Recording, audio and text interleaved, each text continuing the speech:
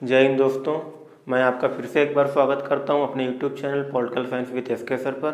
दोस्तों, कल हम लोगों ने जो पिछला लेक्चर लिया था उस पे हम लोगों ने पढ़ा था कि जो इंडियन इंडिपेंडेंस एक्ट है 1947, उसके बारे में हम लोगों ने चर्चा की हुई थी। और आज हम लोग उसके आगे पढ़ते हुए उसी की जो हम लोग बैकग्राउंड पढ़ रहे थे, क्योंकि अभी उसका बैकग्राउंड ही इतना ज़्यादा है कि एक लेक्चर में उसको ख़त्म करना बहुत ज़्यादा मुश्किल है। तो दोस्तों, हम लोगों ने उसके बैकग्राउंड में अगस्त प्रस्ताव पढ़ लिया था।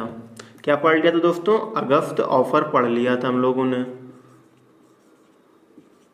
और दोस्तों, ये अगस्त ऑफर कब आया था दोस्तों? ये आया था 8 अगस्त 1940 को। किसके द्वारा दोस्तों आया था? तो लॉर्ड लिंग लिथियो के द्वारा आया था दोस्तों। अगस्त ऑफर दोस्तों लॉर्ड लिंग लिथियो के द्वारा आया था, जिसमें यह कहा गया था कि अब भारत अपनी जो संविधान सभा है उसका निर्माण कर सकता है, लेकिन उसकी अपनी कुछ शर्तें थी। उन सबको हम लोगों ने अगस्त प्रस्ताव में पहले ही पढ़ लिया है। अब दोस्तों, हम लोगों को पढ़ना क्या है? क्रिप्स मिशन पढ़ना दोस्तों। क्रिप्स मिशन पढ़ना दोस्तों। और दोस्तों, ये कब आया भारत में? इसके दोस्तों 11 मार्च 1942 को, जो ब्रिटेन के उस समय के तत्कालीन प्रधानमंत्री थे चर्चिल। कौन थे दोस्तों? चर्चिल ने घोषणा की कि एक अब मिशन जाएगा, जो एक मिशन जाएगा भारत में, और वो पता करेगा कि भारत में उसमें जो राजनीतिक गतिविधियां वो कैसी चल रही। और इसका जो मुख्य मिशन था, मुख्य मकसद था दोस्तों, क्रिप्स मिशन का मुख्य जो मकसद था, मुख्य उद्देश्य थे, वो थे कि भारत से सहायता लेना, भारत से सैनिक सहायता प्राप्त करना, भारत से सैनिक सहायता प्राप्त करना ही इसका मुख्य उद्देश्य था। क्योंकि अब जब ये लोग, ब्रिटेन के प्रधानमंत्री चर्चिल ने युद्ध में सहायता के लिए भारत से सैनिक की मांग की थी, तो जवाहरलाल नेहरू ने, या कह सकते हैं आप कांग्रेस ने मना कर दिया। क्योंकि कांग्रेस का कहना था कि हम खुद एक गुलाम है और हम एक गुलाम होते हुए आपकी मदद कैसे कर सकते हैं, आप पहले हमको आज़ाद कर दीजिए, फिर हम आपको मदद कर पाएंगे। तो दोस्तों, इसका मुख्य उद्देश्य सिर्फ यही था, और भारत के साथ कुल मिला के अंग्रेजों को टाइम पास करना था। क्योंकि उस समय तक भारत में आंतरिक गतिरोध बहुत ज़्यादा पैदा हो चुके थे। क्योंकि 1940 में मुस्लिम लीग का एक सम्मेलन होता है, लाहौर में, जिसमें इन्होंने पाकिस्तान की मांग कर दी थी दोस्तों, पाकिस्तान की मांग कर दी थी। और इसी समय 1940 में ही एक रामगढ़ का सम्मेलन होता है, दोस्तों, जो कि दोस्तों कांग्रेस का होता है, और इसमें जवाहरलाल नेहरू ने बोला था कि अब हम लोग आज़ाद नहीं हो जाएंगे, ब्रिटेन से स्वतंत्र नहीं हो जाएंगे, तब तक हम इनकी मदद नहीं करेंगे। और क्योंकि दोस्तों 1929 में एक सम्मेलन हुआ था, जो लाहौर का हुआ था, लाहौर सम्मेलन, जिसमें कांग्रेस का था ये, जिसमें कांग्रेस ने पूर्ण स्वराज की मांग कर दी थी। 1929 में कांग्रेस ने पूर्ण स्वराज की मांग कर दी थी कि अब हमको पूर्ण स्वराज चाहिए, भारत की आज़ादी हमको चाहिए ही चाहिए। और 1940 में मुस्लिम लीग ने अलग से पाकिस्तान एक दूसरे राष्ट्र की मांग कर दी, जिसके कारण भारत में कांग्रेस वर्सेज मुस्लिम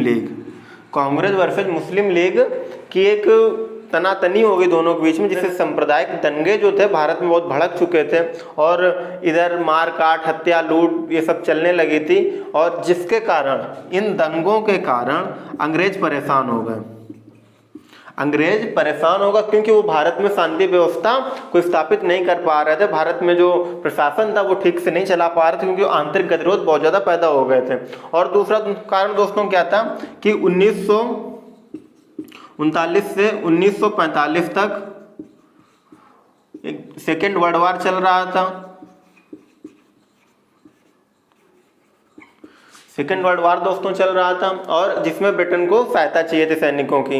इसके कारण वो अब उनके पास इतनी क्षमता नहीं बची हुई थी कि अब हम ब्रिटेन भारत में शासन व्यवस्था अपनी चला सके। इसलिए ब्रिटेन भी कहीं ना कहीं चाह रहा था कि अब भारत को हम अपने उपनिवेश से आज़ाद कर दें। लेकिन अब जब कोई देश किसी देश पर राज्य कर रहा होता तो इतनी आसानी से वो छोड़ता नहीं है। इसलिए अंग्रेजों ने एक चाल चली और उसी का परिणाम था कि ये जो क्रिप्स मिशन था ये भारत आया।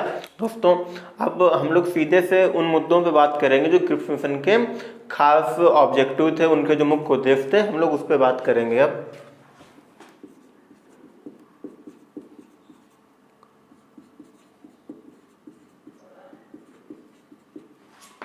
दोस्तों आपको पता होगा कि इसकी घोषणा जो हुई थी 11 मार्च को हुई 1942।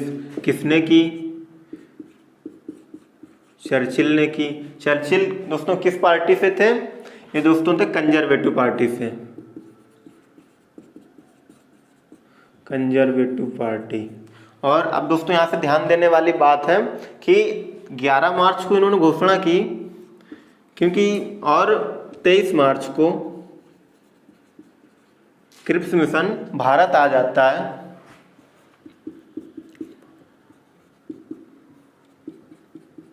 भारत आ जाता है और इसके जो सदस्य थे, जो इसका अध्यक्ष था, जो क्रिप्स मिशन जो लेके आए थे, वो दोस्तों कौन थे? क्रिप्स मिशन के जो क्रिप्स मिशन है किसके नाम पे मुख्यतः था दोस्तों? वो थे sir Stafford Cripps. Sir Stafford Cripps दोस्तों थे। और ये दोस्तों कौन थे, किस पार्टी से संबंधित थे? लेबर पार्टी संबंधित थे दोस्तों। अब यहाँ पे व्यक्ति को भेजा था भारत में भारतवासियों से बात करने के लिए, कांग्रेस से बात करने के लिए, वो लेबर पार्टी से दोस्तों संबंधित थे, जिनका नाम था सर स्टेफर्ड क्रिप्स। इसका दोस्तों मेन मकसद ये था कि जो भारतीय थे, जो कांग्रेस थे, उनको विश्वास जो था वो लेबर पार्टी पे ज्यादा होता है और कंजर्वेटिव पार्टी पे कम होता है। इसलिए और क्योंकि इनको चाहिए थी, जो चर्चिल थे उनको मदद चाहिए थी, सैनिक सहायता,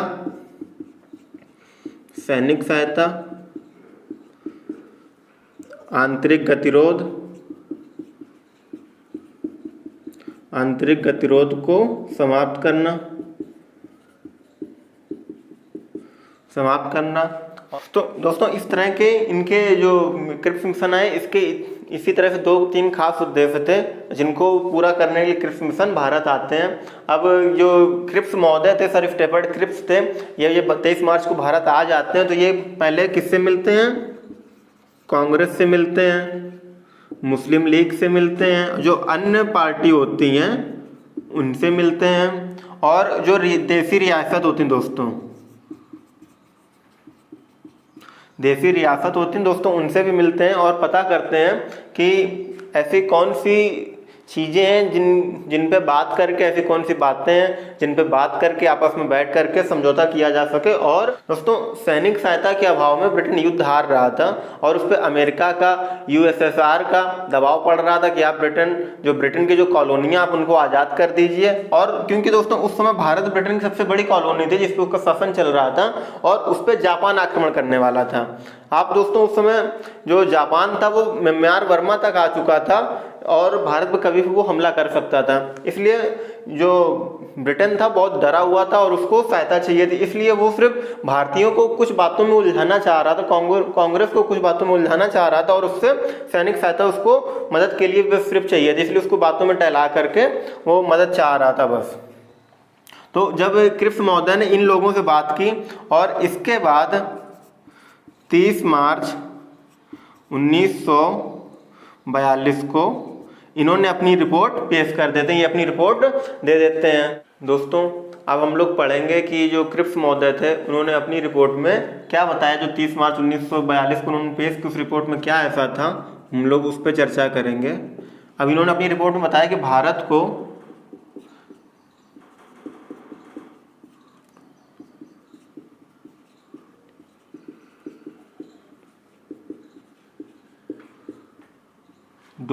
डोमिनियन स्टेट का दर्जा देने के लिए वो तैयार हो जाते हैं।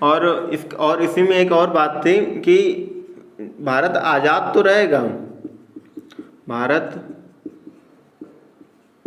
आज़ाद तो रहेगा, लेकिन संप्रभुता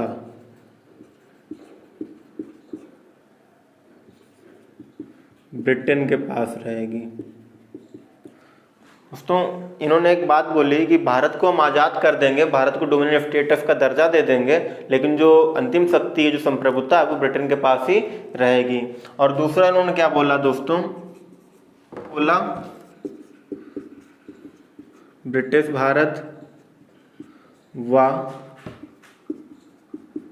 देसी रियासत मिलकर भारतीय संघ का निर्माण करेंगी, भारतीय संघ का निर्माण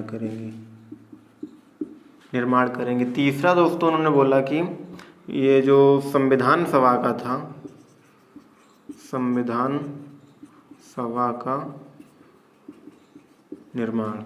अब दोस्तों इन्होंने जो तीन मुख्य बिंदु थे वो थे कि भारत को डोमिनियन स्टेटस का दर्जा दे दिया जाएगा, देसी रियासत और ब्रिटिश भारत मिलकर। अब दोस्तों ब्रिटिश भारत ये वो थे जो 11 प्रांत थे, 11 प्रांत पे ब्रिटिश की जो डायरेक्ट सरकार चल रही थी, ये वही 11 प्रांत है जिसको ब्रिटिश भारत कहते थे। और ये देसी रियासत जिनकी संख्या उस समय तक लगभग 600 के आसपास थी, ये जो जितने पे ब्रिटिश का राज था वो ब्रिटिश भारत और जो देसी रियासतें थी वो मिलकर के एक भारतीय संघ का निर्माण करेंगी और संविधान सभा का निर्माण होगा। दोस्तों यहाँ पे कहा गया कि आप अपना प्रतिनिधित्व पूर्ण संविधान सभा का निर्माण आप लोग कर सकते हैं। और दोस्तों ध्यान दीजिएगा कि भारत में उस समय सांप्रदायिक दंगे बहुत तेजी से हो रहे थे मुस्लिम लीग और कांग्रेस के बीच में, इसलिए दोस्तों इनको जिन्ना का भी ख्याल रखना था कि जिन्ना भी नाराज ना हो जाए हमसे। तो इन्होंने क्या किया कि अल्पसंख्यक का ध्यान रखा जाएगा, अल्पसंख्यक का ध्यान रखा जाएगा। और जो यहाँ पे नियम बनाए जाएंगे, मतलब जो संविधान के कानून होंगे वो दोनों को, जो कांग्रेस है या जो मुस्लिम लीग है, या आप इस तरह से कह सकते हैं कि जो बहुसंख्यक हैं, बहुसंख्यक और अल्पसंख्यक दोनों को मान्य होंगे। अगर वो कानून दोनों को मान्य नहीं होते हैं तो फिर ये जो कानून है वो माना नहीं जाएगा। और इसमें एक नोट करके एक शर्त लिखी थी और कि ये जो चीज़ें हैं वो सेकेंड वर्ल्ड वार के समाप्त होने के बाद ही लागू की जाएंगी। मतलब भारत को डोमिनियन स्टेटस का दर्जा जब वो वर्ल्ड वार खत्म हो जाएगा तब दिया जाएगा, संविधान सभा का निर्माण भी तब किया जाएगा जब वर्ल्ड वार खत्म हो जाएगा। दोस्तों ऐसे कुछ चीज़ें थी कि जिनकी वजह से दोनों में मतभेद हो गया, क्योंकि कांग्रेस कह रही थी कि हमें अभी चाहिए जो स्टेटस जो हमें चाहिए था, जो हम अभी क्यों नहीं आज़ाद हो सकते, हम सेकेंड वर्ल्ड वार का इंतजार क्यों करें, उसके खत्म होने का इंतजार हम क्यों करें, हमें अभी दे दीजिए। इसलिए जो क्रिप्स मिशन था ये सफल नहीं हो पाया दोस्तों।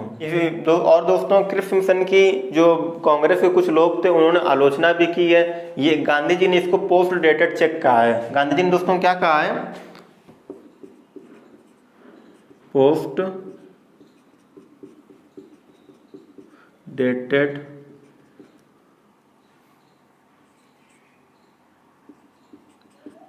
चेक का है दोस्तों। और जो जवाहरलाल नेहरू हैं उन्होंने कहा कि ये एक ऐसा चेक है कि जिस बैंक ने ये चेक दिया वो बैंक खुद दिवालिया हो गया है। इस तरह से ये जो महान लोग थे कांग्रेस के, जवाहरलाल नेहरू और महात्मा गांधी, इन्होंने ये अपने शब्द बोल करके क्रिप्स मिशन की आलोचना की है। जवाहरलाल नेहरू ने कहा है कि क्रिप्स मिशन एक ऐसा चेक है जिसका बैंक खुद दिवालिया हो गया है, और गांधी जी ने इसको ये कहा कि ये एक पोस्ट डेटेड चेक है, कि मतलब हमें जो चीज़ें मिलेंगी, जो हमको सुविधाएं मिलेंगी वो युद्ध खत्म होने के बाद मिलेंगी। अब युद्ध कब तक चलेगा कब तक नहीं चलेगा नोबडी नोज, किसी को भी नहीं पता है, और इस वजह से इसकी इस तरह से आलोचना की जाती है। और दोस्तों जब यहाँ पे सहमति नहीं बन पाती है दोनों के बीच में, कांग्रेस और ब्रिटेन गवर्नमेंट के बीच में, तो भारत में बहुत ही ज़्यादा असंतोष और ज़्यादा फैल जाता है, और इससे परेशान होकर कांग्रेस की एक मीटिंग होती है और जिस मीटिंग के फलस्वरूप जो निर्णय निकलता है उससे क्या होता है दोस्तों कि 8 अगस्त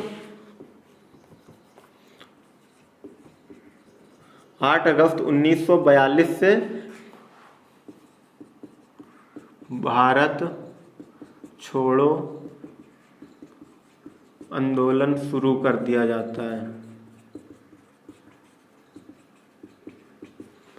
8 अगस्त 1942 से दोस्तों भारत छोड़ो आंदोलन शुरू कर दिया जाता है।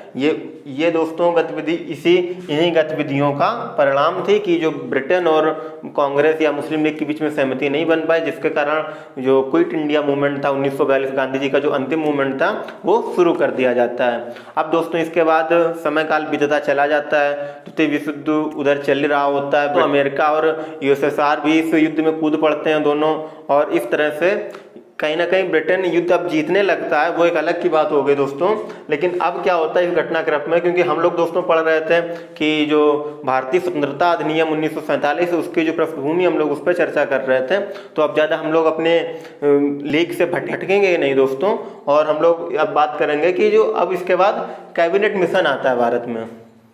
अब कैबिनेट मिशन पे हम लोग दोस्तों बात करेंगे कि कैबिनेट मिशन में ऐसी क्या चीज़ें की गई दोस्तों। ये था दोस्तों क्रिप्स मिशन, और दोस्तों इसके बाद हम लोग कैबिनेट मिशन के बारे में पढ़ेंगे, जिसको दोस्तों नेक्स्ट लेक्चर पे अब हम लोग कैबिनेट मिशन के ऊपर बात करेंगे।